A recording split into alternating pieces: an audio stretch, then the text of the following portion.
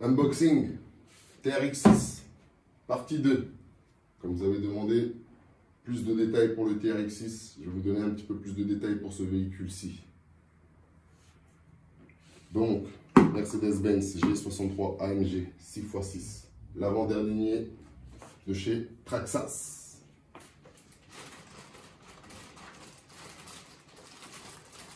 Je vais enlever les clips. Parce que sur ce véhicule-ci, ce sont des clips comme ceci. Ce n'est pas un système à loquet comme on peut trouver sur la plupart des Traxxas, comme ici là. On soulève, on tourne et la coque est enlevée, et ainsi de suite. Ce clip comme ça par l'avant, c'est très pratique. Ici, ce sont encore les petits clips, comme à l'ancienne. Donc il y en a 4. 2 à l'avant, 2 à l'arrière, sur la carrosserie.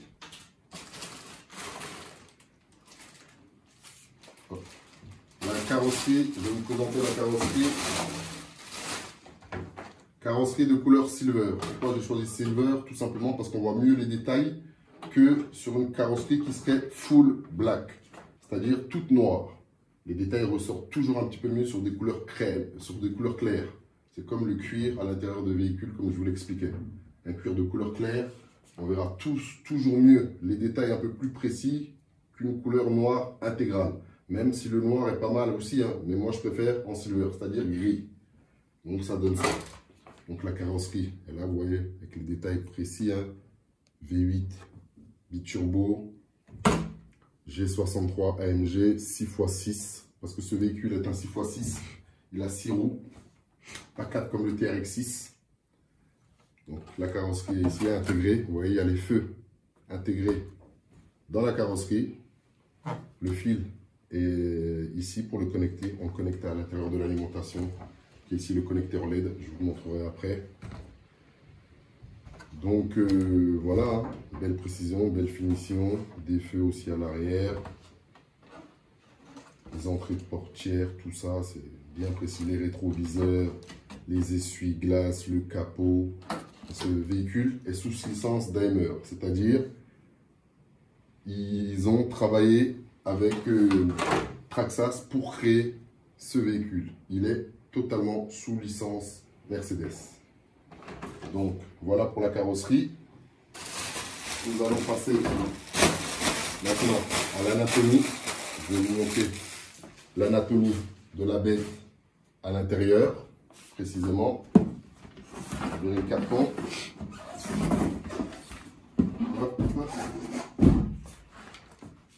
Donc avant de vous présenter l'anatomie du véhicule précisément à l'intérieur, je vais vous faire la présentation de la radio Traxxas qui est livrée avec le TRX6. Donc voici la radio Traxxas. Ici, nous avons le commutateur d'alimentation qui est ici. Ici, nous avons le compartiment à pile. Ici, nous avons le changeur de vitesse pour aller plus vite ou moins vite. Ici, tout simplement, nous avons l'accélérateur. Ici, nous avons le volant. Ici, nous avons le volant, le bouton pour régler la direction, tourner les roues, les braquer plus ou moins. Et ici, nous avons le système, autrement dit TSM, pour de l'aide à la guidée, aide à la conduite, si vous préférez. Ici, nous avons le bouton menu. Et ici, le bouton 7, qui sert à régler la télécommande ou à faire retourner certains véhicules quand ils sont sur le dos. Celui-là ne le fait pas, c'est un TRX6. Le X-Max, qui est ici, celui-là, le X-Max, le fait. Quand on appuie sur le bouton EZ qui est là, le X-Max va se retourner automatiquement tout seul. Le TRX6, lui, ne le fera pas. Ici, sur le bouton gris qui est ici, c'est le commutateur de T-Lock, 4 canaux. Voilà, donc radio-commande système TQI, Traxxas livré avec le TRX4. Nous allons passer à l'anatomie de la bête. Poser la radiocommande. Et maintenant, je vais vous parler un petit peu de l'anatomie de la bête. Donc là, le véhicule est vu face d'en haut. On va le mettre à l'endroit, toujours vu d'en haut, mais là, je vais le mettre face à l'endroit. Voilà, l'avant du véhicule se trouve ici, l'arrière du véhicule se trouve ici, sur cette partie-ci. Donc nous allons commencer par le dessus du véhicule. Ici, nous avons le compartiment à piles qui se trouve cette partie ici.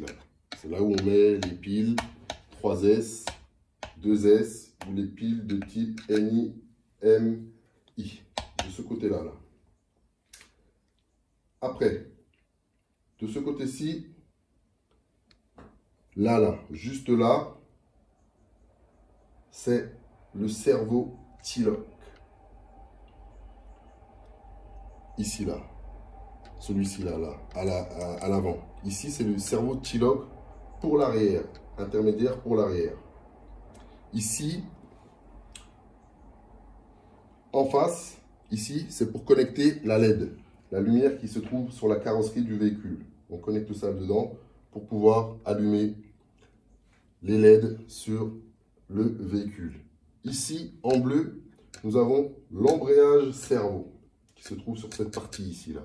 L'embrayage cerveau qui est juste là. À côté, nous avons le contrôleur de vitesse électrique, autrement dit l'ESC. Pour ce contrôleur électrique de vitesse, il est là. C'est un XL5HV.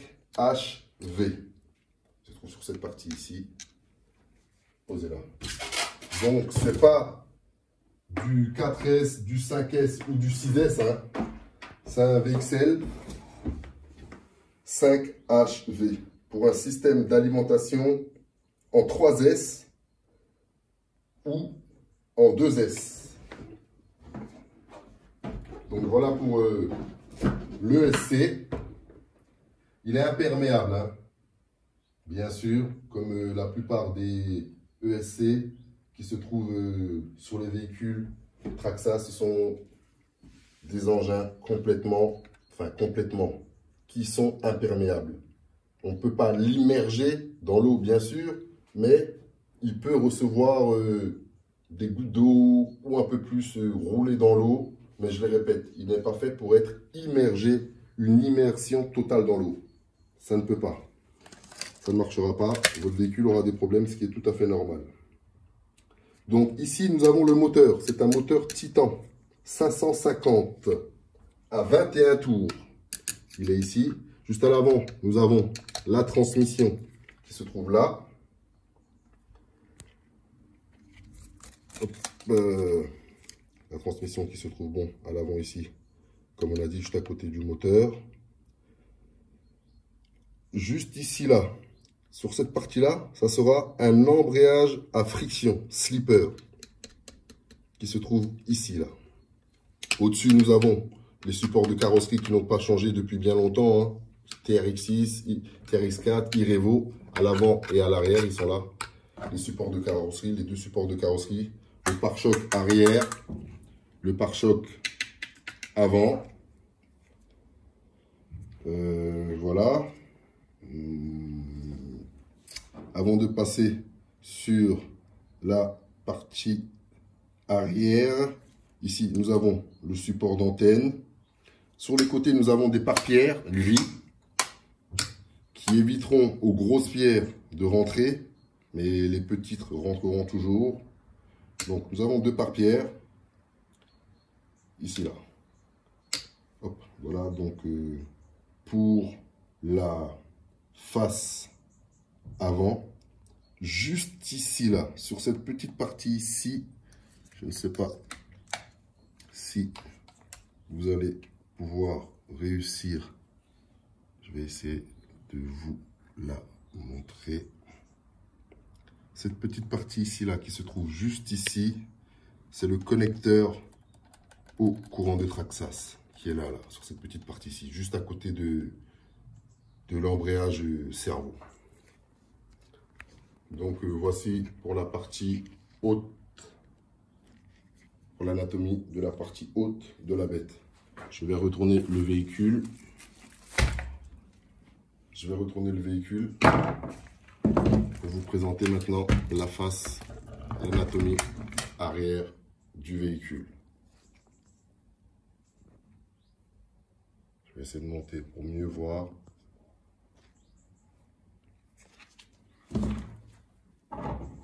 Hop.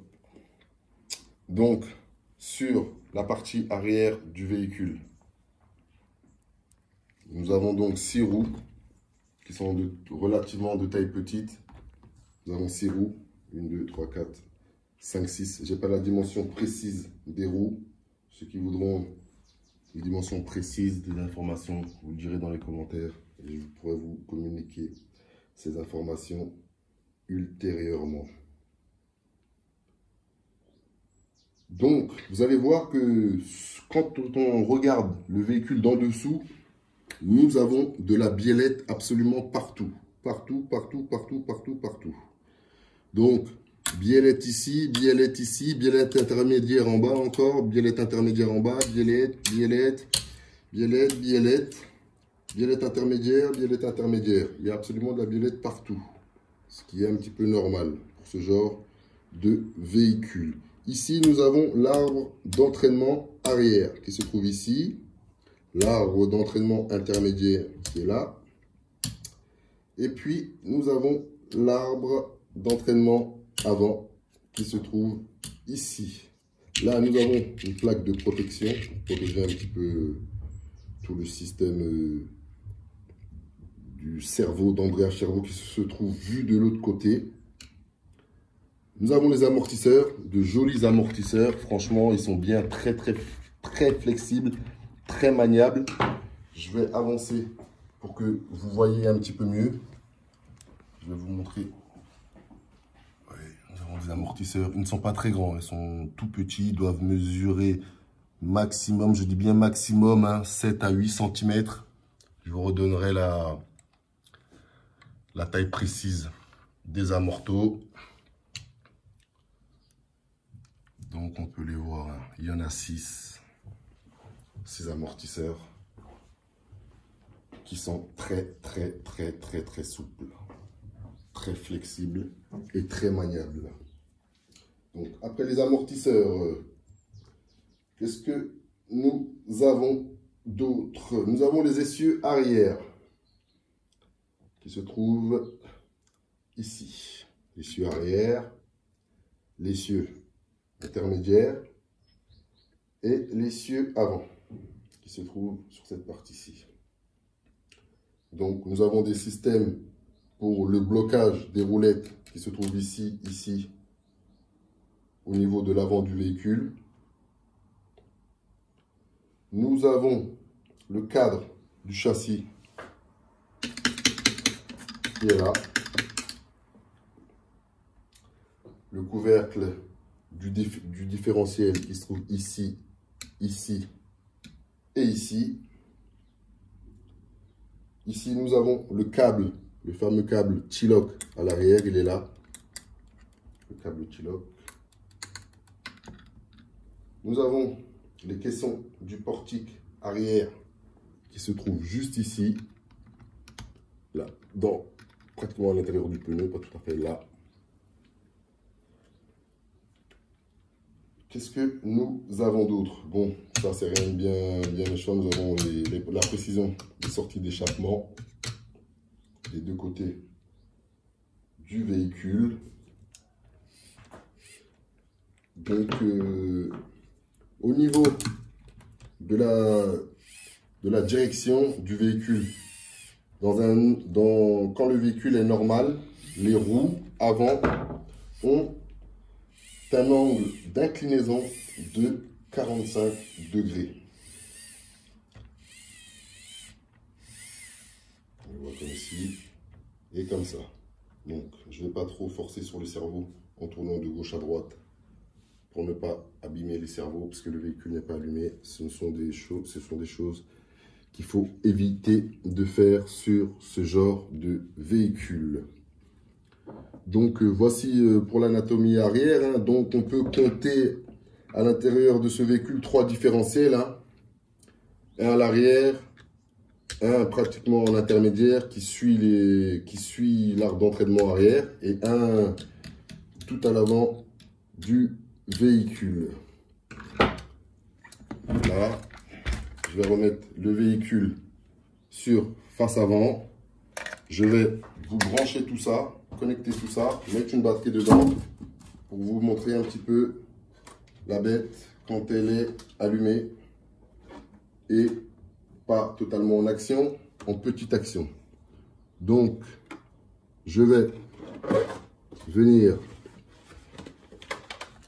brancher mon petit LED sur cette partie-ci pour la carrosserie. Parce qu'elle est partie pour je la retrouve. Hop, est-ce qu'il est passé ce fil?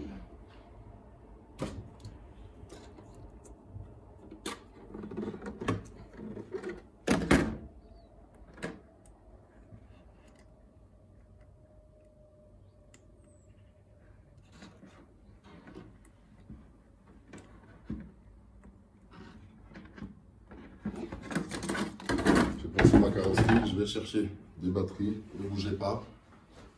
Donc ce véhicule, comme je l'avais dit, ce qui est très bien, c'est qu'il n'utilise qu'une seule batterie, comme le TRX4, comme le iRevo VXL, mais pas comme les véhicules puissants de chez Traxxas qui nécessitent minimum 2 batteries, comme le iRevo 2, le X-Max et compagnie. Donc ce véhicule n'a besoin que d'une seule batterie. Moi, je mets une batterie en 3S dedans, 11,1 volts, comme je vous l'ai dit. Je vais insérer la batterie dans le compartiment à batterie. Hop. Je mets mes fils. Je remets le support pour fermer par ici. Je vais prendre la radio. Où est-ce que j'ai mis la radio? Et ici, je vais mettre des piles à l'intérieur de cette radio.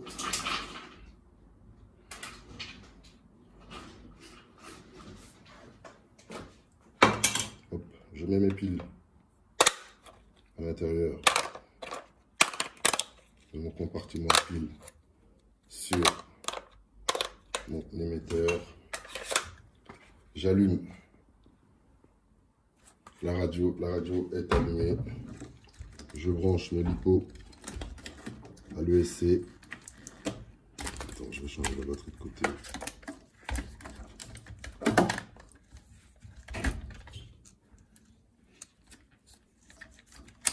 Hop.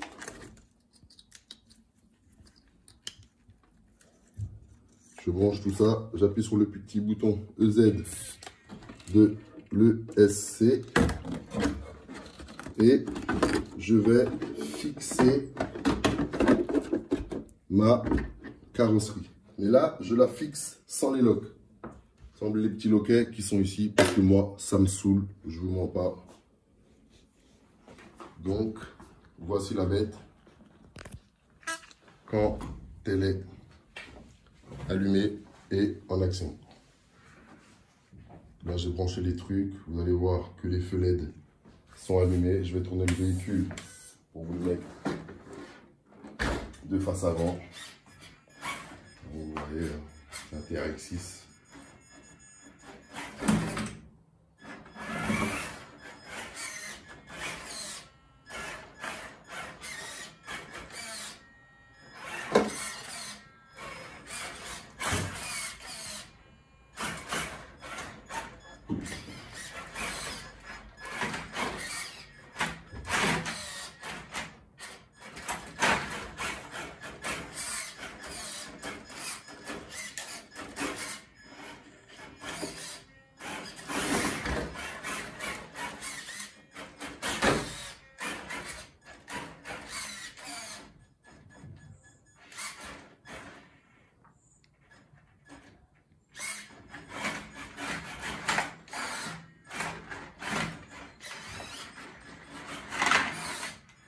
Donc, comme vous vous doutez bien, hein, si le TRX4, comme je vous dis, il grimpe pratiquement au mur, le TRX6, c'est de la folie totale.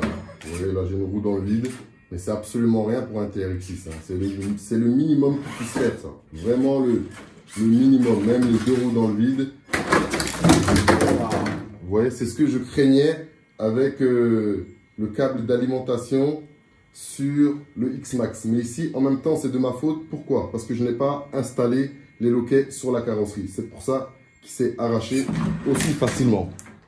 Donc, je vais retenir la bête pour éviter de la faire tomber, bien sûr. Hop, je vais vous montrer la carrosserie. Je vais replacer la carrosserie, rebrancher le LED pour voir si ça marche toujours. S'il ne s'est pas arraché d'une manière défectueuse. Non, ça va. Donc le LED remarche. Je ne remettrai pas les loquets pour autant, parce que je ne vais pas l'utiliser ce véhicule tout de suite. C'est juste pour vous faire le unboxing plus précis, plus détaillé, comme vous l'avez pu me demander. Donc voilà ce que ça donne. Chez Alexis. Suite et fin du unboxing français partie 2. Donc comme je le répète, ce véhicule n'est pas encore sorti en France. Hein. Il sortira d'ici 2 mois, 2 mois et demi grand maximum.